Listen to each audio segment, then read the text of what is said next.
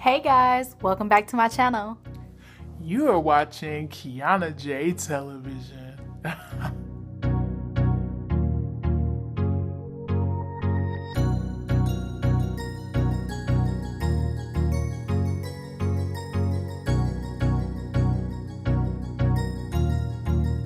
That's good.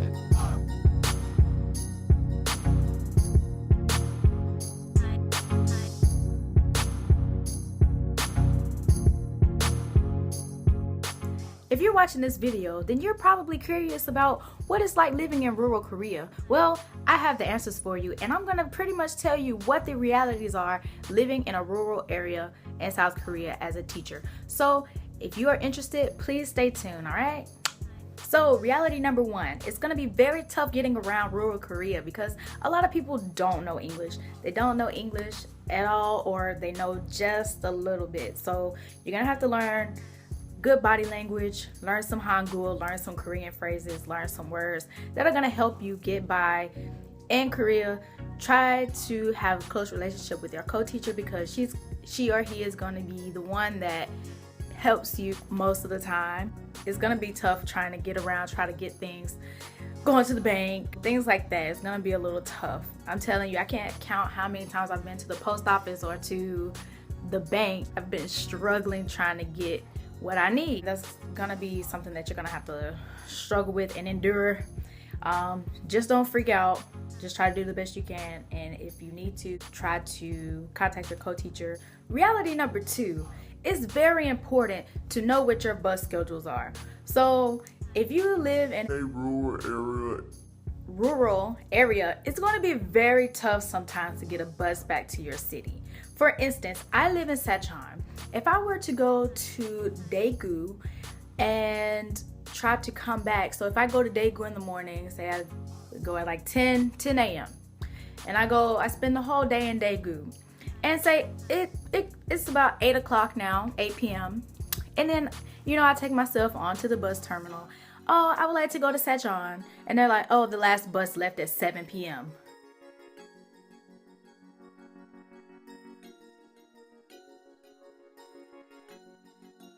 So don't run What? into that Excuse issue. me? Make sure that you check the bus times, take a picture. English hotline, like Korea hotline, and they can help you. They can tell you when your bus times are, when the last bus runs, how much the tickets are. So make sure that you have that number stored in your phone, 1330, and press 2 for English. So just stay on top of those bus times. I'm telling you, it'll be a struggle trying to get back home, or you will have to stay in the city wherever you are if you miss your last bus. So keep that in mind. Reality number 3. If you're in a rural area and you don't have sidewalks, well, too bad, because they're not common. For instance, for my city, we probably have 3 or 4 main roads maybe that have lines. The cars are going in the correct direction. We have sidewalks on those roads, and you're good. But if you go downtown, if you go in the back ways and the side ways and up ways, it doesn't matter. These roads, they look like one ways, but the Koreans don't see it that way. They're pretty much 2 ways, and they bob and weave like this while you're trying to walk down the road. There are no sidewalks, mind you, so everyone's fighting for the road, the pedestrians, the cars. It's like, who's gonna win? So you have to watch your back, so be very careful. Also, stop signs, not common. I don't think I've even seen a stop sign since I've been in Korea, and even been in the small cities and the big cities like Seoul. I don't think I've ever seen a stop sign. I don't think I've ever seen a yield sign or anything like that. Yeah, if you're on the back roads, be careful, watch, because these people won't stop. They'll slow down. Like if there's a crossway, like a 4-way, they'll slow down a little bit, but they won't stop. So you have to be very careful. They don't really put the pedestrian first, so you have to be careful. Like if you're walking down the street, they don't care. They're just gonna keep rolling. So be very careful about that. That's not only in rural areas, it's in the big cities. So just be careful. It's just a lot more common in rural areas because there are a lot less main roads and a lot more back roads, so just be careful and mindful of that. Reality number 4, if you're placed in a rural area, your apartment may be placed far away from like the grocery store, the bank, the post office, the ice cream shop, the gym. For instance, that's my case, okay? So my apartment is very close to my school, which I'm thankful for. It's only 5 minutes. However, I have to walk so far to get to the grocery store, the post office, the bank, and to the gym. The shortest walk is maybe 20 minutes. 20 minutes, and it's annoying at times, but it happens. I could take a cab if I wanted to, but really, do I really need to take a cab and just spend that money? Cabs are very cheap here, but it's like, you know, spend it on a cab or just walk there when I have plenty of time on my hands. For most of the time I have plenty of time, but it's like still, I don't want to walk all the time, but that's the reality of it sometimes. You will have to walk pretty far. If you want to go to English speaking doctors, such as like an eye doctor, a hospital, or a dentist, most of the time you will have to go to bigger cities. Like for instance, I would have to go to Daegu or Busan, which are about 2 hours away from here.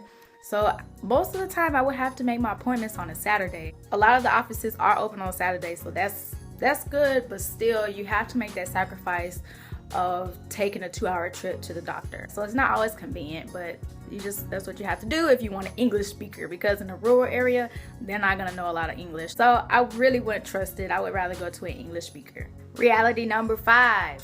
If you're placed in a rural area, pray and hope you have an English speaking person living next to you that can relate to you.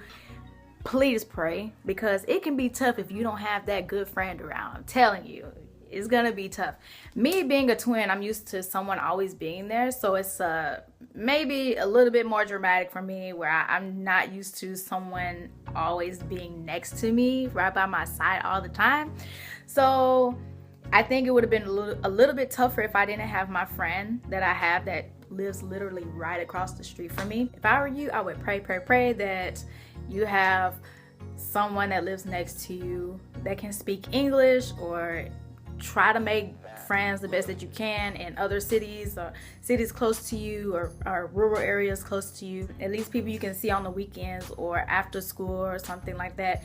Stay connected to people, because it's tough. It's really difficult to keep a peace of mind if you don't have anybody to vent to or somebody to relate to. It's hard. It's really hard. It's really hard. Try to stay connected with people at your orientation, or try to find a Korean friend. Try to find somebody you can talk to, or exchange language, so that you can learn Korean and, you know, have a better experience here. Reality number 6. If you're walking around in your rural area and you don't see a lot of people around, well, get used to it, because it's really not going to be a lot of people walking around. You go out on a Friday night, Saturday night, and you don't see anybody to party with. Well, there's nobody there to party with, honestly. You could find a bar, you could go to a karaoke spot, I don't know, but you're not going to see a lot of people out. My guess is that they're gone to bigger cities. That's usually what I do on the weekends. I try to go to a bigger city on the weekends and do adventurous things, try to get out and do things that I can't do in this city. Yeah, keep that in mind. Even during the day, during the week, you're not going to see a lot of people out walking the streets. I remember I was FaceTiming my family once, and I was showing them my city, and they were like, it's not many people walking around. I'm like, nope, it's the usual. It's really not. You might have those times where you'll see a fluctuation of people, like a little bit more people walking around, but I mean, just get used to it. It's not like Seoul or anything like that, where you'll see constant people walking down the street. All right, I think I'm gonna cut it right there. There are your 6 realities of living in a rural area in Korea. So hopefully these tips that you can keep in mind and prepare for before your journey here to a rural area. And I hope you have a great day. So I'll see you later in my next video. I'll probably post some more realities, good realities, bad realities, just things to expect when you're in a rural area. So I'll see you guys in my next video. Bye.